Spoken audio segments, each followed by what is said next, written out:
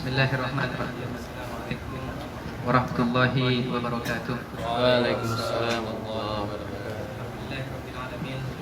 Wassalatu wassalamu ala ashrafil mursalin Sayyidina Muhammad wa ala alihi wa ashabi ajma'in. Subhanaka la ilma lana illa ma 'allamtana innaka antal alimul hakim. Wa ba'du, sahabat-sahabat dari keluarga mahasiswa Nahdlatul Ulama KMNU Malaysia yang saya kasihi, pertama izinkan saya mengucapkan selamat datang dan terima kasih atas kunjungannya ke gubuk kami pada malam hari ini dalam rangka Silatul Arham dan ngaji. Saya sebenarnya tidak memposisikan diri sebagai guru di sini atau ustadz di sini, tapi sebagai teman diskusi untuk mengaji kitab bersama, kitab yang dikarang oleh Hadratus Syekh Kiai Haji Hasyim Asy'ari, pendiri Nahdlatul Ulama. Terus terang, walaupun saya lahir dan besar dari keluarga NU, bahkan sekarang diberi amanah untuk menjadi Rais Syuriah PCNU Malaysia, baru kali ini saya pegang kitab ini. Di pesantren 10 tahun, 3 tahun setengah di Madura, kemudian 6 tahun di Sidogiri. Tidak pernah satupun saya pegang kitab Kiai Hasyim Asy'ari. Mungkin sebagian teman-teman yang dari Lirboyo atau dari pelosok yang lain mungkin pernah membaca, tapi di Sidogiri kita tidak pernah diajarkan kitab-kitab karya ulama, karya Kiai Hasyim Asy'ari. Tentu kita diajarkan kitab-kitab seperti Sulamut Taufik, ya, karya Syekh Nawawi Al-Banten dan sebagainya gitu. Baik, ketika saya melihat kitab ini tebalnya saya nggak tahu pada berapa ini, Irsyadus Sari ini. Jadi sebenarnya ini bukan satu kitab, tetapi ini merupakan kumpulan dari karya-karya Kiai Haji Hasyim Asy'ari. Jadi Irsyadus Sari itu maksudnya adalah petunjuk bagi orang-orang yang berjalan mencari kebenaran, asari, asro, berjalan bahkan di tengah malam, tengah kegelapan untuk mencari kebenaran. Dan kitab ini memuat koleksi dari karya-karya beliau Hadratus Syekh Kiai Haji Hasyim Asy'ari, dimulai dengan kitab Adabul Alim wal Muta'allim, kemudian Risalah Ahli Sunnah wal Jamaah, At-Tibyan fin Nahyi, kemudian An-Nuril Mubin, dan sebagainya. Ada sekitar 22 kitab di sini. Sehingga saya berharap kalaupun saya tidak bisa menyelesaikan ini, nanti sahabat-sahabat, ustadz-ustadz dari KMNU yang akan meneruskan. Kenapa saya begitu berbahagia ketika teman-teman KMNU datang ke sini? Karena saya yakin bahwa hidup dan tegaknya manhaj Nahdlatul Ulama ini hanya bisa kita pertahankan kalau anak-anak mudanya, kaum pembelajarnya memiliki semangat, ya, untuk meneruskan tradisi keilmuan yang telah digagas oleh para pendiri NU.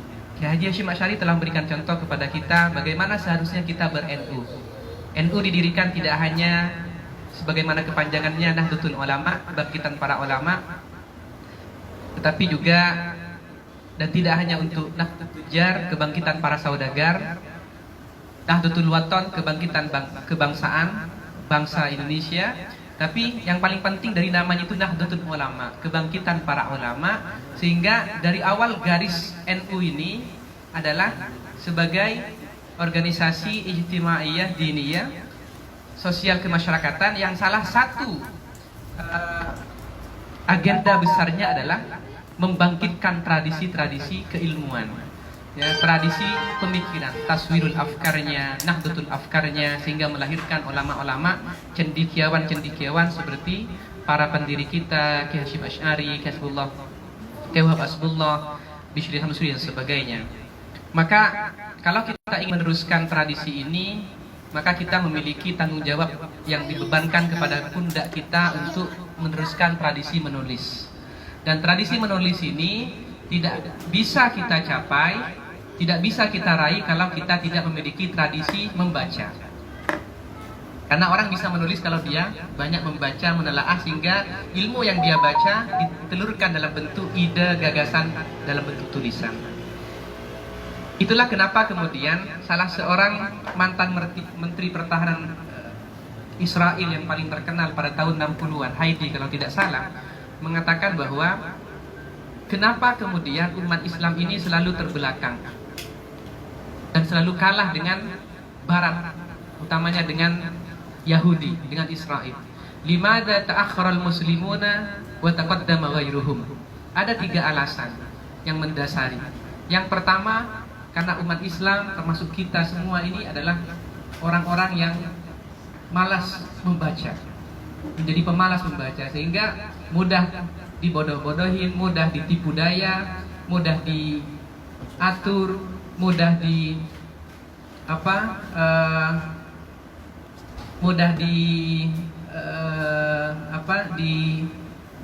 disuruh-suruh orang lain, sehingga tidak heran kemudian kadang kita malah hidup di Indonesia tapi menjadi tamu di negeri sendiri karena ekonomi, ilmu pengetahuan dikuasai oleh orang lain, termasuk asing dan asing, karena kurangnya membaca. Sehingga dengan kurangnya membaca tentu akan berakibat pada kurangnya penulisan.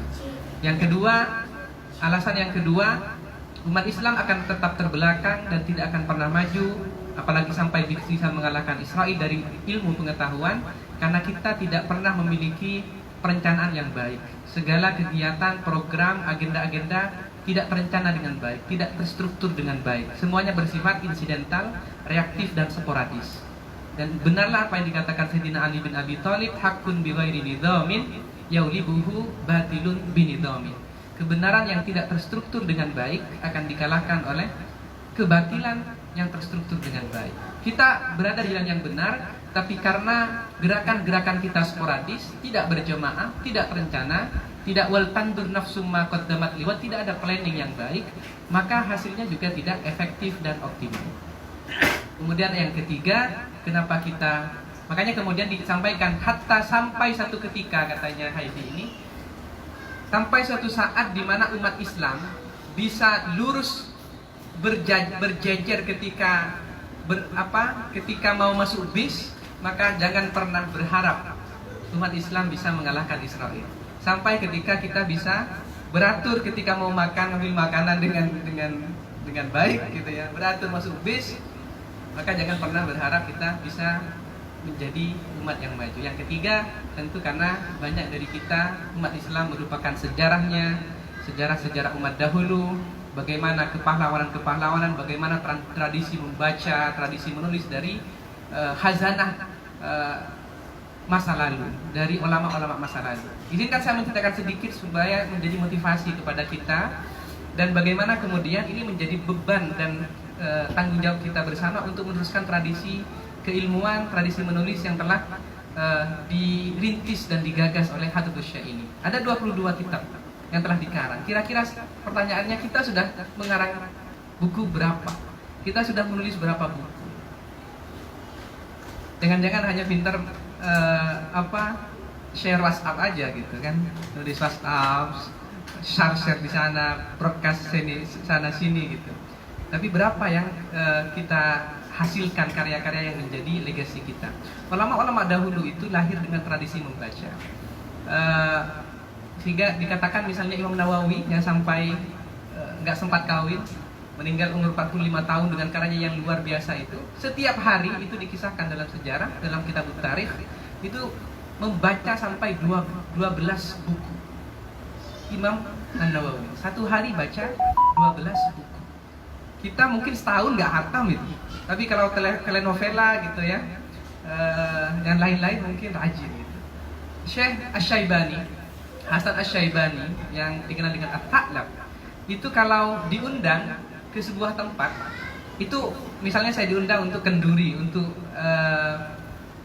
acara-acara peresmian sebagainya, maka beliau itu mensyaratkan bahwa di depannya harus ada meja tempat dia membaca, karena di sela-sela acara berlangsung beliau masih menyempatkan membaca. Seorang ulama yang bernama Jum'ah al-Barakah kalau tidak salah, itu setiap kali mau masuk toilet gitu ya, beliau mengatakan kepada anaknya, ya mungkin ada yang pernah baca sejarah ini, mengatakan kepada anaknya, jangan lupa baca buku ini baca keras-keras supaya saya bisa mendengar, supaya tidak hilang waktunya hanya ketika dalam toilet tidak sempat menimba ilmu. Sampai dikatakan bahwa ulama ini ketika Hasan Asy-Syaibani kalau tidak salah cerita itu, ketika dia meninggal itu sebenarnya meninggalnya ketika berjalan gitu ya. Kan waktu itu karena sudah tua, pendengarannya sudah nggak begitu baik. Lalu kemudian tanpa sadar, saking khusyuknya membaca itu, sampai beliau ditabrak oleh seekor kuda sehingga jatuh dan meninggal. Sampai tidak sadar ada kuda yang lari gitu ya. Kemudian melanggar dia menabrak, sudah terkontaminasi Melayunya, sudah 10 tahun saya di sini. Menabrak dia sampai meninggal gara-gara khusyuk membaca. Kita sama di depan, di atas sepeda motor, di atas mobil sambil jalan dari tangga itu khusyuk juga, tapi baca WhatsApp. Sampai nggak ingat itu ada kawan, ada siapa gitu. Kita pergi ke restoran, rumah makan sekarang ini semua khusyuk, sepi senyap di restoran itu. Kenapa? Semuanya sibuk dengan dunia masing-masing, dengan WhatsApp-nya, sehingga yang dekat terasa jauh, yang jauh terasa dekat. Banyak keluarga-keluarga sekarang sudah jauh dengan istrinya, dengan anak-anaknya, dengan suaminya. Kenapa? Karena sibuk dengan dunianya, sibuk dengan alam gaib. Betul atau tidak? Ada seorang ulama itu kemudian ada suatu ketika dikasih jam tangan, dikasih jam, ya dulu jamnya mungkin tidak otomatis yang jalan sendiri-sendiri. Lalu kemudian ketika dikasih jam tangan itu dikasih tahu oleh yang ngasih, Syekh, jam tangan ini tidak perlu buat apa-apa, dia akan jalan sendiri, tetapi setiap hari dalam 24 jam Syekh harus putar sekali jam ini. Putar sekali supaya jam ini bisa berjalan lagi selama 24 jam. Diputar dibalik gitu ya, mungkin dulu kayak gitu ini. Apa kata Syekh ini? Minta maaf, saya tidak bisa menerima hadiah ini. Kenapa?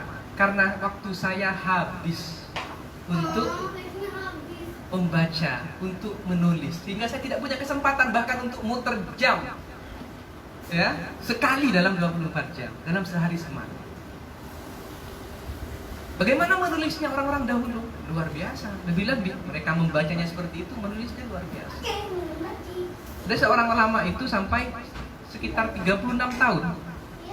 36 tahun itu ketika makan itu harus disuapin. Ketika makan harus disuapin. Kenapa? Karena tangannya senantiasa sibuk menulis. Baik At-Tabari itu berapa karyanya? Tafsir At-Tabari. Sehingga dihitung dengan usianya itu, bagaimana mengatakan bahwa setiap hari dia bisa menulis 60 halaman.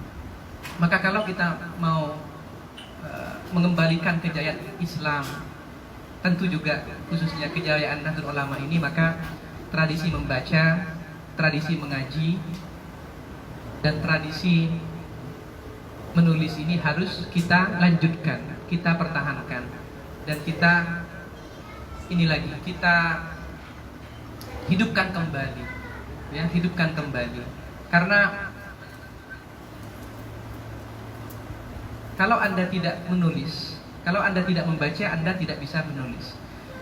Kalau Anda tidak menulis dan tidak melahirkan dan meninggalkan tulisan-tulisan, maka Anda akan mati dengan selesainya umur Anda. Maka kata ulama, menulislah agar generasi yang akan datang tahu bahwa kita pernah hidup di masa lalu. Kenapa ulama-ulama seperti Hasan Asy-Syaibani, Az-Zuhri, bahkan Abu Daud Adz-Dzahiri itu tidak bisa diakui sebagai madzhab yang muktabar,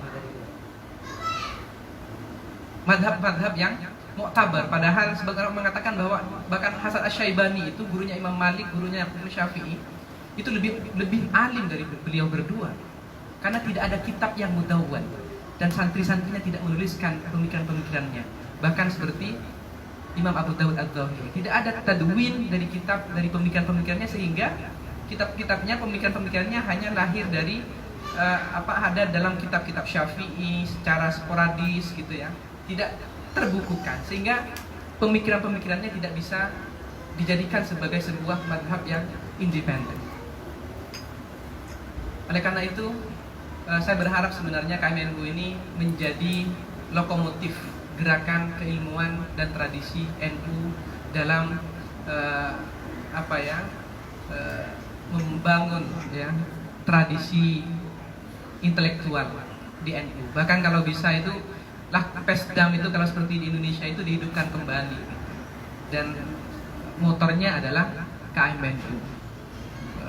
Buatlah komunitas-komunitas kajian setiap minggu, setiap bulan, bahsul masail gitu. Kalau dulu di pesantren kita ada namanya murojaah, isu-isu fikih di setiap malam semuanya gitu. Nah di sini kalian jauh dari rumahnya, kemudian mungkin dari background yang berbeda, ada yang dari Lirboyo, Ar-Risalah, semua ini, maka ini sebenarnya kesempatan untuk saling mengisi, saling berbagi semuanya. Dan mulailah misalnya membuat media-media ya yang lahir dari KMNU, simpel-simpel aja, buletin, mungkin majalah dinding, mungkin dalam bentuk magazine sebagainya. Saya itu dulu belajar menulis bahkan sejak SMP. Sejak SMP itu saya sudah mendirikan satu buletin majalah namanya Pancaroba. Dan tulisan pertama saya waktu itu masih saya ingat sampai sekarang, urgensi ilmu pengetahuan dalam Islam. Itu kan waktu SMP. Dan saya lanjutkan tradisi itu sampai hari ini karena saya yakin dan saya terinspirasi dari apa yang disampaikan oleh Imam Syafi'i, wa ma min katibin illa sayafna wa yabqa ad-dahra ma katabat yadah fala taktub bi kaffika ghayra syai'in yasurruka yaumal qiyamati in tara. Setiap penulis akan binasa, tetapi tulisannya akan abadi selamanya. Oleh karena itu jangan pernah menuliskan sesuatu dengan tanganmu di atas kertas, kecuali tulisan itu dapat membuat kamu bahagia ketika kamu nanti melihatnya di hari kiamat. Karena tulisannya dimanfaatkan oleh orang lain, dibaca dan menjadi inspirasi buat generasi selanjutnya. Maka menulislah, dan belajar menulis itu dimulai dengan tradisi membaca, tradisi mengaji seperti ini. Atau ada kemarin yang mengatakan, Ustaz Faiz atau Aziz mengatakan, kata Ki Mustafa Bisri, wala tamutunna illa wa antum katibun. Janganlah kalian mati kecuali sebagai penulis. Kalau Anda ingin hidup selamanya, Anda akan meninggalkan legacy di mana pemikiran-pemikirannya senantiasa hidup, maka menulislah. Lihat contohnya Imam Syafi'i, ratus-ratus tahun sudah meninggal. Imam Al-Ghazali, atau mungkin yang dari Indonesia, Hamka, Imam Syekh Nawawi Al-Bantani, bahkan Hadratus Syekh Hasyim Asy'ari. Beliau sudah meninggal puluhan tahun yang lalu, tapi pemikirannya, ide-idenya, ilmunya masih tetap kita manfaatkan sampai saat ini. Kenapa? Karena mereka meninggalkan karya, karena mereka meninggalkan tulisan yang bisa dibaca oleh generasi setelahnya. Semoga pertemuan ini menjadi awal yang baik untuk semangat ke-NU-an di Malaysia dan di belahan dunia secara umum, sehingga NU tidak hanya rajin ketika disuruh untuk demonstrasi, untuk bergerak, untuk membela Islam, NKRI harga mati gitu ya, tetapi kosong secara keilmuan. Makanya harus diisi dengan ilmu, sehingga gerakan-gerakan kita itu didasari dengan ilmu, didasari dengan pengetahuan. Kita mulai majelis ini dengan pembacaan Ummul Kitab Fatihah dengan harapan semoga majelis ini membawa berkah, manfaat, dan menjadi inspirasi buat semua yang hadir dan yang mengikuti di live Facebook, bahkan yang mengikuti di alam gaib. Kita hadiahkan Fatihah ke ke baginda Nabi besar Muhammad SAW, guru-guru kita bersama yang sudah mendahului kita, utamanya kepada muassis dari Nahdlatul Ulama, pengarang kitab ini, Hadratus Syekh Haji Hasyim Asy'ari. Semoga ilmu yang kita pelajari bisa bermanfaat fid dini wad dunya wal akhirah ala hadhihi niyyah wa ala kulli niyyatin shalihah. Al-Fatihah. A'udzu billahi minasyaitonir rajim. Bismillahirrahmanirrahim. Alhamdulillahi rabbil alamin. Arrahmanir rahim. Maliki yaumiddin. Iyyaka na'budu wa iyyaka nasta'in. Ihdinas siratal mustaqim. Siratal ladzina an'amta 'alaihim ghairil maghdubi 'alaihim waladdallin. Amin. Sudah 15 menit kita mengudara. Saya mungkin akan baca muqaddimah tidak banyak-banyak, setengah jam. Setelah itu kalau ada pertanyaan kita isi dengan tanya jawab. Di poster sudah dijelaskan kita akan mengaji risalah Ahlus Sunnah wal Jamaah. Tetapi ketika saya buka kitab ini, Irsyadus Sari, sebagai kumpulan dan koleksi dari karya-karya Kasyif Asy'ari. Ternyata kitab ini dimulai dengan kitab Adabul Alim wal Muta'allim, lalu kemudian dilanjutkan dengan Risalah Ahlussunnah wal Jamaah.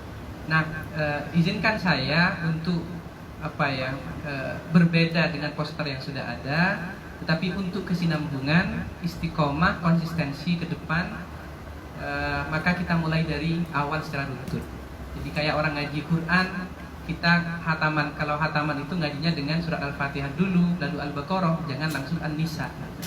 Jadi karena juga Adabul Alim Muta'allim ini tidak banyak, tidak panjang, maka insya Allah kita selesaikan yang Adabul Alim Muta'allim ini, lalu kemudian kita lanjutkan dengan kitab-kitab yang setelah itu, seperti yang kedua Risalah Ahlussunnah wal Jamaah, lalu kemudian At-Tibyan, lalu kemudian yang keempat Al-Mubinan. Selanjutnya insya Allah ini menjadi ikhtiar yang baik, awalan yang baik, dan kita berdoa semoga kita istiqomah di jalan ini, di jalan ilmu, di jalan keilmuan. Ya, jadi saya berharap yang hadir di depan saya ini nanti yang akan meneruskan pembacaan ini ada semuanya ini harus berkontribusi. Ya, ilmunya disampaikan, balighu anni walau ayat gitu ya. Terserah mau baca kitab apa, yang penting sampaikan. Ustaz Aziz sudah memfasilitasi kita dengan PCNU channel. Jadi kalian dengan ilmu-ilmunya ini harus disampaikan, syiar ya, harus disampaikan supaya bermanfaat, supaya bisa dimanfaatkan oleh orang lain.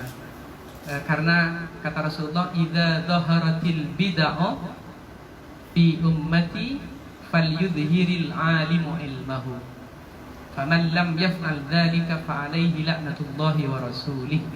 Ketika bid'ah sudah merajalela, banyak ustadz-ustadz instan yang bermunculan, lahir dari produk-produk YouTube dan pesantren kilat, maka orang-orang yang pintar, orang-orang yang alim, orang-orang yang intelektual harus menunjukkan keilmuannya supaya orang masyarakat memiliki sandarannya, memiliki referensinya, memiliki pegangannya yang benar. Kalau kalian tidak melakukan itu, maka laknat Allah dan Rasulnya bagi kalian. Jadi harus dibedakan kapan kita harus sombong, harus dibedakan antara sombong dengan tanggung jawab keilmuan. Ya, jangan kemudian saya nggak mau live Facebook, saya tidak mau ngaji kitab. Kenapa? Hati saya masih belum kuat, masih takut mendapatkan perhatian dari umat dan ummahat, dari akhwat-akhwat. Apa kata hikam, kata Syekh Atha'il As-Sakandari, tarkul amal li khaufir riya'un. Tidak melakukan sesuatu karena takut riya, itulah riya yang sejati. Wal amalu li ajlin nas syirkun. Tapi berbuat sesuatu karena manusia maka menjadi syirik. Sehingga kita tetap jalan, niat, tentu hati bersitan hati itu tetap ada, tetapi yang penting kita mujahadah, tetap jalan, biarkan Allah yang menilai.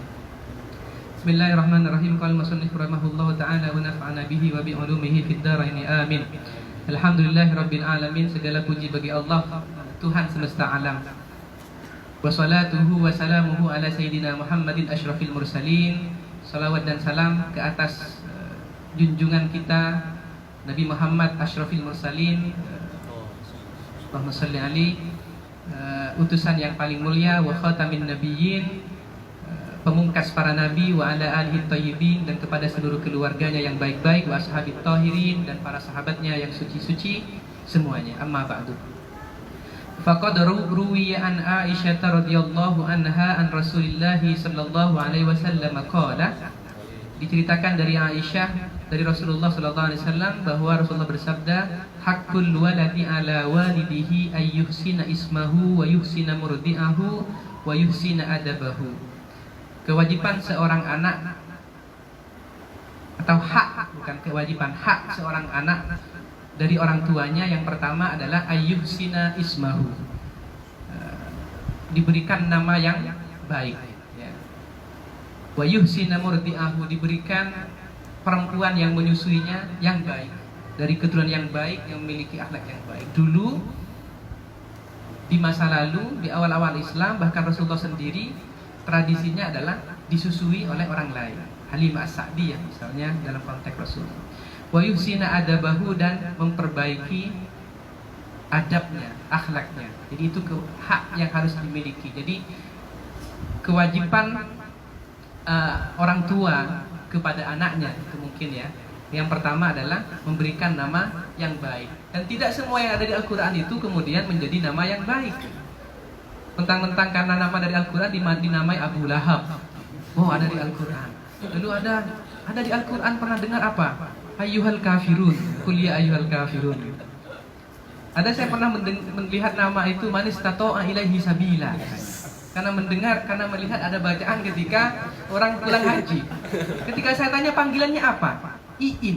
Dari mana? Manistato'a ilaihi sabila. Ada lagi namanya walillahil asmaul husna. Betul ini. Saya pernah melihat sendiri.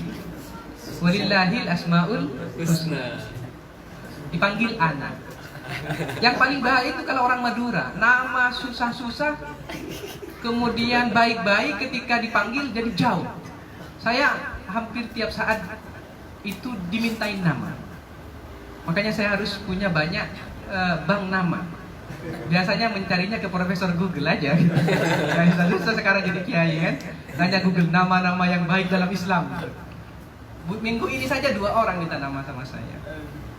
Biasanya saya kalau udah susah itu kasih saja nama anak saya gitu.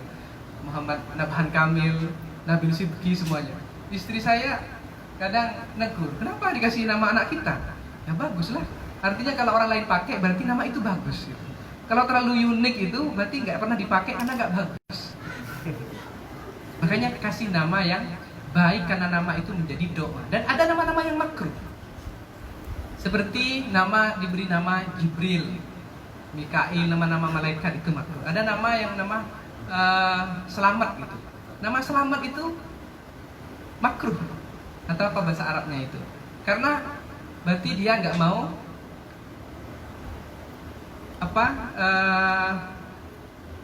selamat terus gitu ya. Jadi di dalam hadis itu ada beberapa nama yang dimakruhkan oleh Rasulullah.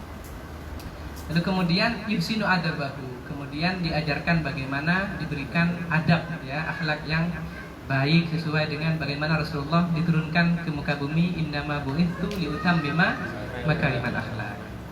Dan ini merupakan kajian kita pada malam hari ini tentang bagaimana menekankan pentingnya akhlak. Dalam hadis yang lain Rasulullah mengatakan, "Adibu auladakum bi thalathi khisalin." Didiklah anak-anakmu dengan 3 hal.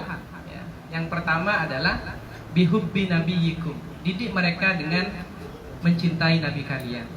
Wa bihubbi ali baitihi. Didik mereka untuk mencintai keluarga nabi, para habaib. Ya. Orang-orang yang di dalamnya ada darah Nabi mengalir kepadanya. Jangan diajarkan anak kita itu untuk membenci keturunan Rasulullah, habaib, syarifah semuanya. Terlepas perbedaan pilihan politik, pilihan organisasi, habaib harus dimuliakan, harus dicintai. Bahkan kata Sayyidina Abu Bakar, kata Abu Bakar apa itu? An attasila gimana? An asila ila qarabati Rasulillah sallallahu alaihi wasallam khairun wa ahabbu ilayya min an asila ila qarabati. Menyambung tali silaturahim dengan keturunan Rasulullah lebih aku cintai, lebih aku sukai daripada menyambung silaturahim dengan keluargaku. Ini enaknya ngomong di depan ustaz. Jadi kalau yang baca lupa bisa diingeti. Ini nanti kalau ada yang bengkok-bengkok nanti ditegur. Kita terbuka saja. Jadi saya lagi-lagi tidak memposisikan diri sebagai guru, sebagai ustaz. Kita adalah sahabat berdiskusi. Jadi saya hanya betul untuk membacakan. Kalau benar, monggo diikuti, monggo diterima. Kalau ada yang salah, dibenarkan. Kalau ada yang bengkok, diluruskan. Kalau ada yang buram, dijernihkan. Khudma sofa, tidak makan. Kemudian wabitilawatil Quran, dan ajari mereka tentu dengan membaca Al-Quran. Tentu sebelum itu mereka harus diajari tentang akidah yang 50 yang kita kenal ya. yang wajib kepada Allah ada berapa? Ada 20. Yang muhal kepada Allah ada yang 20. Yang wajib kepada Rasul ada, sifat yang wajib kepada Rasul ada berapa?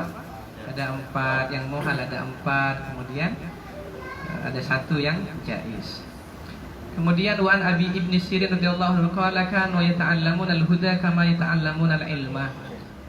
Para sahabat dan para tabi'in itu mereka belajar mencari petunjuk di samping mereka belajar mencari ilmu. Artinya ketika mereka mengkaji, mencari ilmu itu sebenarnya mereka mencari kebenaran, mencari jalan petunjuk, mencari hidayah.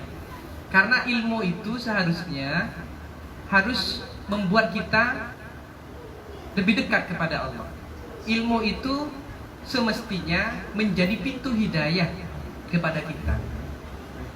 Makanya ini hadis ya, kalau tidak salah mengatakan manis daga ilman walam yasdad hudan falam yasdad minallahi illa bu'dan.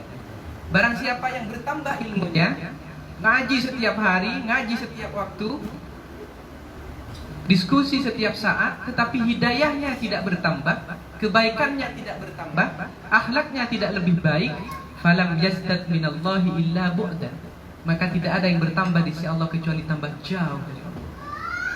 Ya kan? Ilmu itu yang kita pelajari harus linear gitu, harus berbanding lurus dengan kebaikan, dengan peningkatan kebaikan yang ada pada kita, dengan peningkatan ibadahnya, peningkatan akhlaknya dan sebagainya dan sebagainya. Wa an Hasan al-Basri radhiyallahu anhu qala in kana ar-rajulu la yakhruju fi adabi nafsihi as-sinina thumma as-sinina. Sesungguhnya seorang lelaki itu seharusnya harus keluar untuk memperbaiki dirinya bertahun-tahun sepanjang masa. Artinya bahwa proses untuk memperbaiki diri itu adalah a lifetime process, ya, proses sepanjang waktu, sepanjang hayat. Wa an Sufyan an Uyainah radhiyallahu anhu anna Rasulullah sallallahu alaihi wasallam wal mizan akbar wa alaihi tu'radul asya' ala khuluqihi wa siratihi wa hudahu fama wafaqaha fahuwal haqqu wa ma khalafaha fahuwal batil.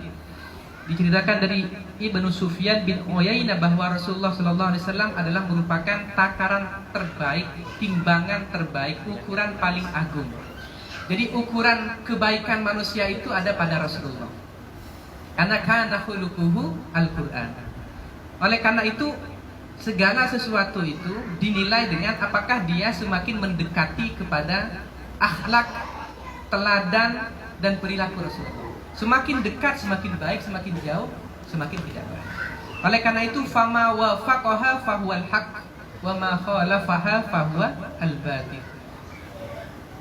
Perilaku, adab, tata krama, teladan yang sesuai dengan teladan dan perilaku Rasulullah, maka itu mengandung kebenaran. Sebaliknya kalau menyalahi sunnah dan teladan Rasulullah, maka itu adalah kebatilan.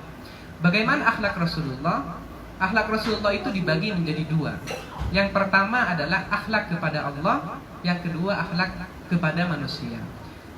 Akhlak kepada Allah maka tentu mengikuti segala kewajibannya, menjauhi segala larangannya, lalu kemudian bersyukur atas segala nikmat, bersabar atas segala ujian. Itu akhlak kepada Allah. Hingga kalau itu bisa dilaksanakan, maka kita sampai kepada derajat orang-orang yang bertakwa. Kemudian akhlak kepada manusia itu setidaknya ada 3 yang Rasulullah ajarkan, ya, yang Rasulullah teladankan kepada kita. Tentu banyak sekali, tetapi yang paling menonjol itu adalah ada 3. Yang pertama adalah al-kaffu anil adza, menahan diri daripada menyakiti orang lain. Lalu kemudian kalau ada orang lain menyakiti kita, mendolimi kita, maka akhlak yang kedua dari Rasulullah adalah was-sabru alal adza, sabar menerima bentuk perlakuan yang tidak baik yang dilakukan oleh orang lain kepada Rasul. Kemudian yang ketiga adalah wantilakul wajhi, senantiasa bermuka bahagia, bermuka ceria ketika bertemu dengan para sahabatnya, apalagi dengan istri-istrinya semuanya. Bahkan Rasulullah itu diceritakan kalau dia berbicara dengan orang lain, maka Rasulullah tidak pernah memalingkan wajahnya. Rasulullah tidak pernah memalingkan tatapan matanya kepada dari orang itu. Dan Rasulullah tidak pernah memutus pembicaraan orang lain. Dan Rasulullah tidak pernah menghentikan pembicaraan orang lain untuk minta maaf, saya sudah sibuk semuanya. Biarkan para sahabatnya selesai berbicara dengan puas, baru Rasulullah pergi. Kalau Rasulullah salaman dengan sahabatnya, maka Rasulullah tidak akan pernah melepaskan pegangan tangannya sampai sahabat itu melepaskan dulu. Itu akhlak Rasulullah. Intilakul wajh. Sehingga inilah sebenarnya yang harus tercermin dalam karakter kita sebagai orang yang mau diakui sebagai umat Rasulullah. Karakter manusia umat Islam ini saya membaginya menjadi 3 tingkatan. Kalau karakter umat Rasulullah ya, dengan akhlaknya itu. Yang pertama, tingkatan yang paling rendah. Setidaknya adalah prinsipnya adalah aku aman bagimu. Kita ini harus al-kaffu anil adha setidaknya. Itu tingkatan pertama. Tidak membuat orang lain merasa bahaya atau celaka dengan keberadaan kita, baik dengan kekuasaan kita, tindakan kita, maupun dengan ucapan kita dan tulisan kita. Apa dalilnya? Al-muslimu man salimal muslimuna min lisanihi wa yadihi. Karakter orang Islam ini, umat Islam ini, sifat orang Islam ini, kalau Anda masih mengakui Islam dan mau mengakui sebagai umat Rasulullah yang telah dicontohkan Rasulullah dalam perjalanan hidupnya adalah man salimal muslimuna min lisanihi wa yadihi. Ketika orang lain merasa selamat dan aman dari kekuasaannya, dari tindak tanduknya, bahkan dari lisannya, dari ucapannya. Dia tidak mudah ghibah, dia tidak mudah melukai orang lain, dia tidak mudah mencaci orang lain, merendahkan orang lain sebagainya. Orang lain merasa aman dengan kehadiran kita. Itu yang dimaksud dengan al-kaffu anil adha. Tingkatan yang kedua yang lebih tinggi lagi, kalau sudah selesai dengan itu, maka kata Rasulullah adalah aku menyenangkan bagimu, aku membahagiakan bagimu. Itu prinsipnya. Satu, aku aman bagimu, itu tingkatan yang paling rendah. Ad-aful iman lah gampangnya gitu ya. Tingkatan yang kedua, awsatuhu, aku membahagiakan, aku menyenangkan bagimu. Apa dalilnya? Tabassumuka fi wajhi akhika shadaqah. Bagaimana Rasulullah menjelaskan bahwa bahkan menyenangkan orang lain dalam bentuk senyum saja, tidak harus memberi sesuatu, itu bagian dari sedekah yang berpahala.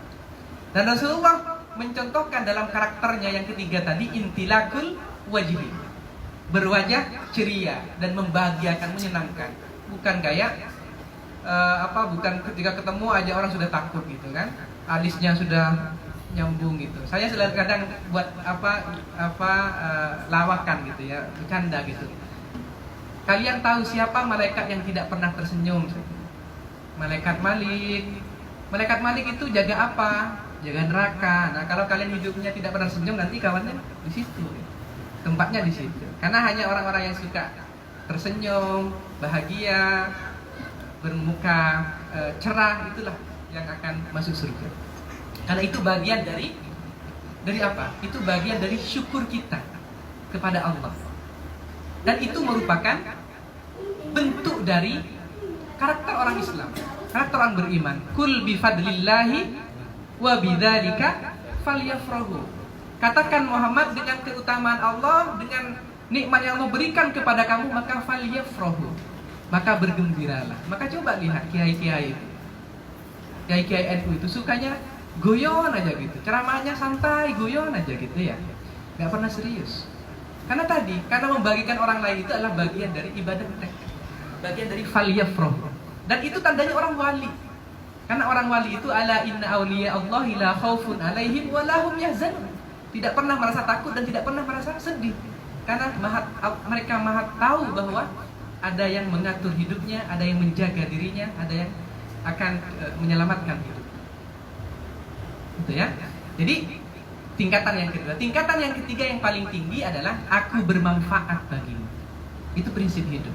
Jadi kalau sudah selesai dengan prinsip yang pertama, aku aman bagimu, lalu yang kedua, aku menyenangkan bagimu, maka level keislaman dan keimanan yang paling tinggi dalam konteks akhlak ini adalah aku bermanfaat bagimu. Rasulullah mengatakan khairun nasi anfa'uhum linnas. Sebaik-baik manusia adalah yang paling bermanfaat bagimu. Oleh karena itu, tentu kita harus mencapai karakter Islam yang tertinggi, yaitu memberikan manfaat yang sebaik-baiknya.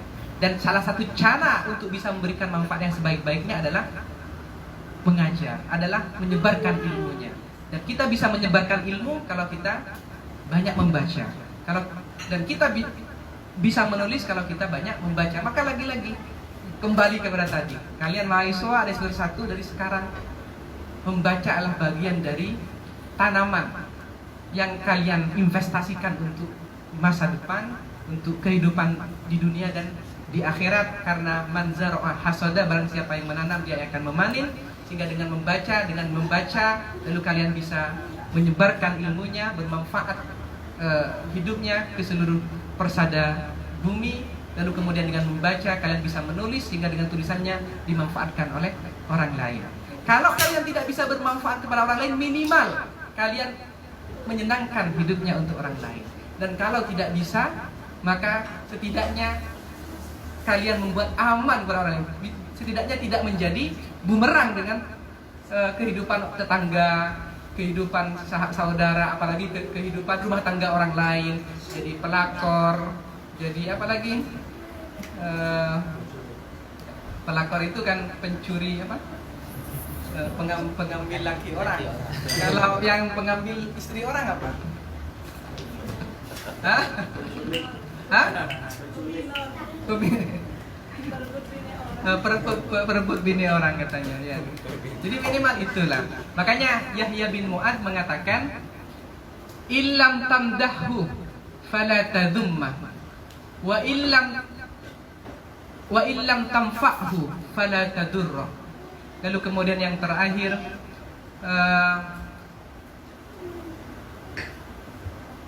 ada 3 itu. Illam tanfa'hu fala tadurrah. Kalau kalian tidak bisa memberikan manfaat kepada orang lain, minimal jangan membahagiakan hidup orang lain. Jangan mencelakakan orang lain.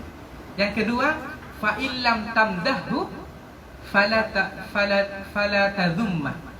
Kalau kalian tidak bisa memuji orang lain, minimal jangan mencela dan mencaci orang lain. Kemudian yang terakhir, kalau kalian tidak bisa membuat orang lain, fa illam tafrahu fala tawummah. Kalau kalian tidak bisa membuat orang lain bahagia dengan kehadiran kalian, maka minimal jangan membuat orang lain sedih dengan kehadiran kita. Itu prinsip Islam, ya. Jadi insya Allah setelah ini teman-teman KMNU pulang dari sini, insya Allah akhlaknya lebih sejuk. Akhirnya setiap orang melihat, ya Allah indahnya kalau dia menjadi menantuku. Maka calon menantu zaman adalah KMNU. Karena akhlaknya tadi. Illam tamdahu fala tanfa'u fala tadurra wa illam tafrahu fala tahumma. Karena prinsip hidupnya khairun nas anfa'uhum linnas, atau minimal tabassumuka fi wajhi akhika sadaqah, atau minimal al muslimu man salimal muslimuna min lisanihi wa yadihi. Itu ya. Wa an Habib bin Syahid Qartalibnihi ishab al fuqaha wa ta'allam minhum adabahum fa inna dhalika ahabbu ilayya min kathirin min al hadith. Dari Habib bin Syahid, dia berkata kepada anaknya, berkawanlah dengan orang-orang yang ahli ilmu, wa ta'allam minhum adabahum, dan belajar dari mereka adab dan perilakunya. Fa inna dzalika, karena itu lebih aku cintai daripada kebanyakan dari ilmu hadis. Jadi perkataan ini mengatakan bahwa kita diminta untuk berteman dengan orang yang baik, orang yang soleh, orang yang alim, sehingga karena dengan berteman dengan mereka maka tentu akhlaknya akan mempengaruhi, setidaknya menular kepada kita. Kalau kita berteman dengan orang baik, maka setidaknya sugesti gitu ya, kebaikan akan menariknya. Tapi kalau kita berteman dengan pemabuk, setiap hari mencium bau arak, maka suatu saat kita juga akan terikut. Maka anil mar'i la tas'al wasal an qarinihi. Kalau kamu ingin tahu siapa sebenarnya Ustaz Aziz, lihat kawannya. Oh, kawannya Ustaz Umar, berarti dia ahli tahajud, ahli duha, ahli sholat, ahli gitu. Lihat kawannya gitu. Makanya kata orang Indonesia kan, berteman dengan penjual minyak harum maka ikut harum, tapi berteman dengan penjual sate maka ikut bau asap gitu.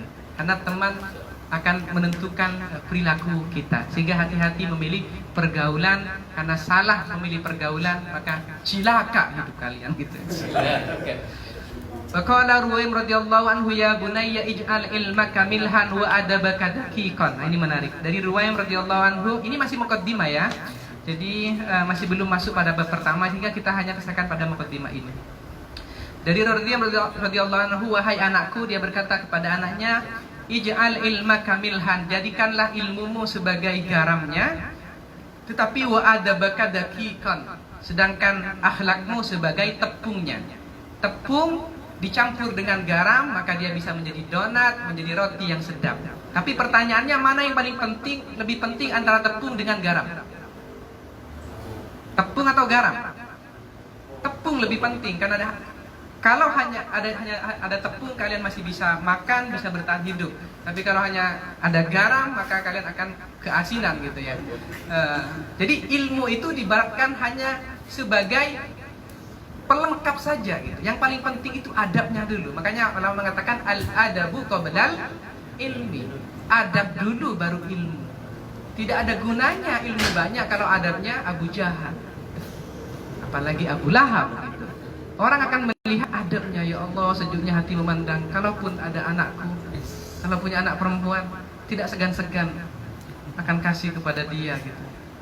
Kalaupun dia mau nambah lagi juga nggak apa-apa.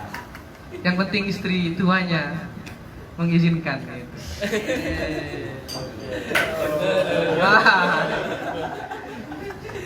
Jadi adab dulu. Makanya kalau saya pernah masuk satu pesantren di Indonesia, di Madura, itu pesantren terbesar di Pamekasan, namanya pesantren Bata-Bata ya. Ada pernah tahu? Pesantren Bata-Bata itu di pintu masuknya terlihat besar-besar apa? Kesopanan lebih tinggi nilainya daripada kecerdasan.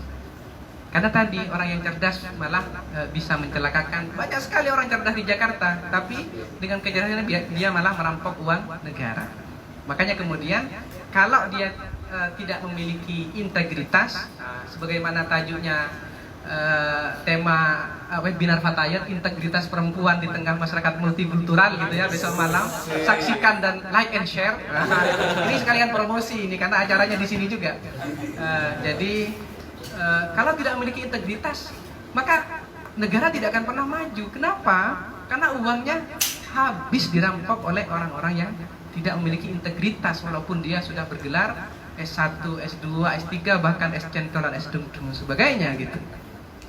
Jadi bagaimana ilmu ini akan baik, akan menjadi hiasan bagi kita kalau dilengkapi dengan kepribadian, dengan akhlak yang baik, dengan sifat integritas, sifat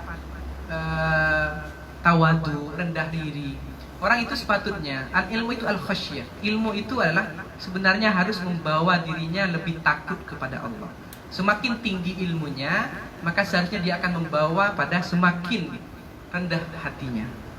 Makanya ulama mengatakan bahwa ilmu ini awwaluhu al-ghurur. Orang yang memiliki ilmu itu awalnya itu adalah tipu daya, merasa dirinya paling hebat, paling keren, paling gagah. Oh itu loh yang sudah lama di Al-Azhar, padahal unta lebih lama katanya di Mesir gitu kan. Itu loh katanya yang sudah jadi Roi Syuriah gitu kan, padahal nggak tahu apa-apa. Jadi ilmu itu, orang yang baru belajar ilmu itu biasanya dia tertipu dengan keilmuannya, sehingga mudah menganggap orang lain lebih bodoh, mudah menganggap dirinya paling pintar, bahkan mudah menganggap orang lain itu salah. Itu peringkat pertama dari keilmuan kita. Jadi kalau kita masih merasa itu, berarti kita ini masih kelas 1 SD. Masih awwaluhu al-ghurur. Masih tingkatan pertama dari keilmuan kita. Kalau dalam hati kita masih merasa kita lebih alim dari orang lain lebih bodoh dari kita merasa paling benar. Coba bayangkan, orang itu semakin dia berilmu, maka akan semakin dia tidak mudah menyalahkan orang lain. Semakin dia merasa dirinya paling pintar, Islamnya paling baik, yang lain salah, yang lain bid'ah, syirik, hurafat, yang hanya dia yang masuk surga, maka berarti ilmunya masih di level 1, masih dalam tipu daya. Makanya kata Haizim Musyadi itu orang yang mengkapling-kapling surga, hanya dia yang masuk surga, apakah tidak takut masuk surga sendirian itu kan? Surganya warduha ka ardi samawati wal ardi gitu. Jadi hati-hati itu. Kalau masih ada gurur gitu, berarti level kita masih di situ gitu. Makanya Hamka mengatakan seperti ini. Ketika aku mengkaji sebuah masalah, lalu kemudian membaca, maka aku berpikir bahwa semua pendapatku benar dan semua pendapat orang lain salah. Ini tingkatan yang gurur tadi. Merasa dirinya paling hebat karena baru membaca 10 buku. Tapi ketika aku kaji lagi, baca buku lagi sampai 100 buku, maka aku berpandangan bahwa ra'yi yahtamilul khata' wa yahtamilus shawab wa ra'yu ghairi yahtamilul khata' wa yahtamilus shawab. Sebagian pendapatku benar dan sebagian pendapat orang lain juga mungkin benar. Sebagian pendapatku mungkin salah, sebagian pendapat orang lain mungkin salah. Sehingga udah lebih objektif dalam menilai sebuah masalah. Tetapi ketika aku kaji lagi, baca lagi dari 100 buku sampai mungkin 1000 buku kata Hamka, maka aku berpikir bahwa ternyata semua pendapat orang lain itu benar. Karena mereka memiliki basis keilmuannya, karena mereka memiliki dasar dan rujukannya. Sehingga orang ini semakin berilmu dalam agama, semakin kita memiliki ilmu, maka kita berislam ini akan semakin luas dan moderat. Akan menjadi umatan wasato, itu akan semakin tercapai. Dan semakin kita tidak berilmu, semakin kita tidak banyak ilmunya, apalagi hadisnya cuman dari YouTube, lalu kemudian kalau internetnya mati, hilang juga hadisnya gitu ya. Dan kemudian hadisnya cuma satu, man ahdatsa fi amrina hadza minhu fahuwa raddun wa kullu bid'atin dhalalah, semua itu, maka semakin membuat kita melakukan premature judgment, menghakimi orang lain bahwa yang selain saya adalah salah. Maka kita lihat, orang itu semakin berilmu, dia akan semakin bijak dalam menilai masalah dan tidak mudah menyalahkan orang lain. Karena perjalanan hidupnya, pengalaman hidupnya, asam garam hidupnya, bahkan buku-buku yang dibacanya itu mengajarkan kepada kita, kepada dia untuk bagaimana melihat dan merespons sebuah permasalahan. Maka kalian jangan pernah berhenti mengaji, supaya tadi tidak merasa besar sendiri, tidak merasa sok, tidak merasa pintar sendiri. Karena kalau kita sudah ngaji, maka dari awwaluhu al-ghurur, maka masuk pada tingkatan yang kedua, wa awsatuhu at-tawadu. Tingkatan yang kedua, ketika kita sudah membaca 100 buku kata Hamka, maka Hamka mengatakan, oh iya, ternyata mereka juga punya alasannya sendiri-sendiri. Mereka juga punya referensinya, mereka juga punya imamnya, mereka juga punya basis argumentasinya. Maka mungkin mereka juga benar, sehingga dia sudah sampai pada tingkatan at-tawadu, pada tingkatan rendah hati. Tingkatan yang paling tinggi dari keilmuan itu, ketika sudah baca dari 100 buku sampai 1000 buku, kata ulama, wa akhiruhu annahu la ya'lamu syai'an. Sampai ketika kita merasa pada titik zero, kita merasa tidak memiliki apa-apa dan harus banyak belajar, maka disitulah kita sampai mencapai pada puncak keilmuan kita. Atau kata Hamka, ketika dia sudah mampu mengatakan bahwa seluruh pendapat orang lain benar. Seluruh pendapat orang lain benar dengan pandangannya, dengan basis argumentasi. Tapi sampai di situ itu jauh, lama, perlu mujahadah. Sehingga sekarang kan kita bisa menakar dan mengukur diri kita sendiri. Apakah kita masih tahapan yang pertama, kedua, atau ketiga? Jawabannya ada di hati kalian masing-masing. Saya tidak akan pernah bertanya itu. Tetapi semakin kita naik keilmuannya, maka sepatutnya kita semakin tawadu. Bahkan sampai satu titik kita sampai pada zero, pada nol. Makanya dalam angka itu ketika sudah sampai pada angka yang tidak terbatas, indefinite, itu maka kembali kepada zero. Itu yang disebut dengan indefinite, yang tidak terhitung. Qala Ibnu al-Mubarak radhiyallahu anhu, nahnu ila qalilin minal adabi ahwaju minna ila katsirin minal ilmi. Sedikit adab yang saya miliki, kata Ibnu al-Mubarak, lebih aku perlukan daripada banyak ilmu. Punya akhlak sedikit lebih diperlukan, lebih penting daripada ilmu banyak. Tentu yang paling bagus banyak akhlaknya, banyak adabnya. Ya, banyak akhlaknya, banyak adabnya. Karena kita memiliki ilmu tapi nggak punya adab, nggak memiliki integritas, lalu kemudian tidak memiliki sifat tawadu, maka ilmu ini akan menjadi ancaman bagi dirinya, akan mengancam diri kita, akan mencelakakan diri kita.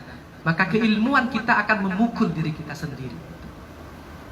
Wakil al-Imam Asy-Syafi'i radhiyallahu anhu. Oh, sudah lama, 3 menit lagi ya. Minta maaf ini adik-adikku sekalian. Saya ini ya, lanjutkan sedikit lagi boleh ya? Wakil al-Imam Asy-Syafi'i radhiyallahu anhu, kaifa syahwatuka lil adab. Jadi kita selesai insyaallah 9:30. Ya, 9:30 tadi kita mulai 8:30, 1 jam ya, boleh. Dikatakan kepada Imam Syafi'i radhiyallahu anhu, atau ditanyakan kepada Imam Syafi'i, kaifa syahwatuka lil adab, bagaimana keinginan terhadap adab? Faqala asma'u bil harfi minhu fayatawaddu a'dha'i anna laha asma'an tatana'amu bihi. Aku mendengar satu huruf dari adab itu sehingga seluruh tubuhku itu seakan-akan memiliki pendengaran yang banyak, yang merasakan kenikmatan. Jadi ketika beliau itu mendengar adab, satu huruf tentang akhlak gitu ya, tentang kemuliaan akhlak, tentang karakter yang baik, semuanya itu seakan-akan seluruh anggota tubuh Imam Syafi'i ini menjadi telinga-telinga semuanya yang mendengar itu, sehingga merasakan nikmat dengan mendengar bab tentang akhlak ini. Sehingga kalau kalian merasa ngantuk dengan apa yang saya jelaskan ini, berarti kalian masih jauh daripada Imam Syafi'i gitu. Apalagi yang masih sibuk dengan WhatsApp-nya sendiri-sendiri itu, tambah jauh itu. Wakilalahu, bercanda. Saya husnudon aja, yang handphone, yang pegang handphone sibuk itu nulis catatan-catatan takut lupa. Wakilalahu kaifa talabuka lahu, bagaimana, lalu tanyakan lagi, bagaimana kamu mencari adab itu? Qala talabul mar'atul mudillatu waladaha, talabul mar'atul mudillatu waladaha wa laysa laha ghairuhu. Aku mencari akhlak ini, mencari ilmu tentang akhlak dan karakter yang baik ini, sama dengan perempuan yang kehilangan anak satu-satunya dan tidak memiliki anak yang lain. Jadi kalau sampean mencari ilmu tentang akhlak, tentang adab ini, sama seperti kalian mencari anak kalian yang hilang yang satu-satunya. Nah, ini yang belum punya anak nggak paham lah. Yang sudah punya anak insya Allah paham, makanya cepat-cepat kawin. Maka Anda baru nanti makomnya bisa seperti Imam Syafi'i. Tapi kalau masih biasa-biasa saja, ya insya Allah lah, dengan hadirnya kita ke sini, insya Allah keinginan kita untuk belajar seperti Imam Syafi'i, seperti Imam Nawawi, yang sampai tidak kawin, mungkin ada yang mau mengikuti, nggak apa-apa gitu kan. Insya Allah akan tertanam dengan kuat. Waqala ba'duhum at-tauhid yujibul iman. Sebagian ulama mengatakan tauhid ini meniscayakan adanya keimanan. Faman la iman lahu la tauhid lahu. Kalau dia tidak beriman, maka tentu dia tidak bisa mengesahkan Allah. Wal imanu yujibus syariah. Sedangkan iman meniscayakan adanya syariat. Orang itu bisa dikatakan punya iman, beriman kalau dia berpegang teguh pada syariatnya, melakukan syariatnya, ibadahnya, muamalahnya, sebagainya sesuai dengan aturan Allah. Faman la syari'ata lahu la iman lahu wa la tauhid lahu. Oleh karena itu orang yang tidak mengerjakan syariatnya dengan baik, kewajiban Allah, kewajiban yang ditentukan oleh Allah, larangan-larangannya, maka dia tidak beriman dan tidak bertauhid. Tetapi yang paling penting adalah wasyari'atu tujibul adab. Syariah ini mewajibkan adanya adab, akhlak. Oleh karena itu, faman la adaba lahu, orang yang tidak memiliki akhlak, maka dia la syari'ata lahu, maka dia tidak melakukan syariatnya, wala iman lahu, dia tidak memiliki imannya, wala tauhid lahu, dan dia tidak bertauhid kepada Allah. Sehingga dalam rukun Islam itu, dalam komponen Islam itu, arkan Islam itu, dia ada 3 kan? cabang keilmuannya. Satu tauhid, akidah, yang kedua syariat, yang di dalamnya adalah fikih, ibadah dan muamalah. Lalu kemudian yang ketiga adalah akhlak, itu tasawuf. Gitu ya. Jadi dari akidah membentuk disiplin ilmu tauhid, dari syariah membentuk disiplin ilmu fikih, lalu kemudian dari adab membentuk disiplin ilmu tasawuf. Sehingga orang itu tidak dapat mencapai keimanannya kalau dia tidak bersyariah.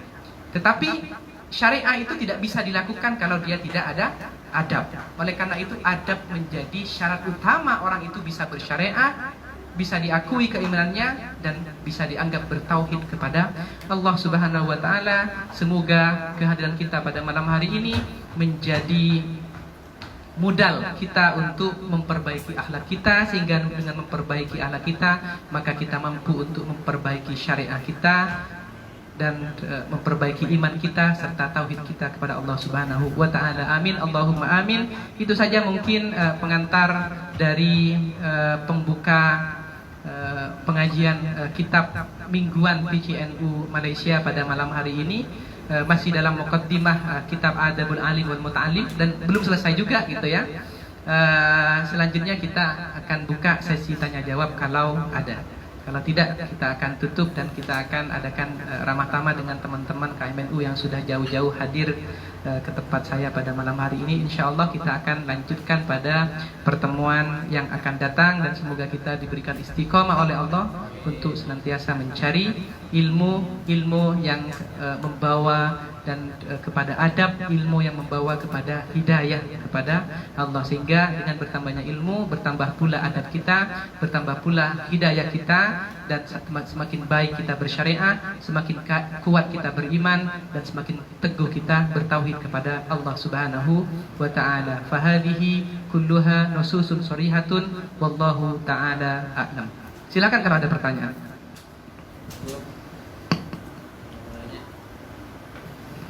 Mungkin kita tutup dulu, jadi pertanyaannya nanti kita buat off the record saja. Takut ada yang bertanya tentang bagaimana cara mencari jodoh yang baik dan mudah. Jadi supaya lebih bebas diskusinya, kita tutup dulu, dan supaya beda antara yang hadir secara nyata dengan alam maya. Jadi yang mau hadirin, yang mau datang untuk diskusi langsung dan bertanya jawab, maka monggo ikuti kajian-kajian berikutnya. Tetap bersama PCNU Malaysia, like and share. Qadanallahu wa iyyakum. Wassalamualaikum warahmatullahi wabarakatuh.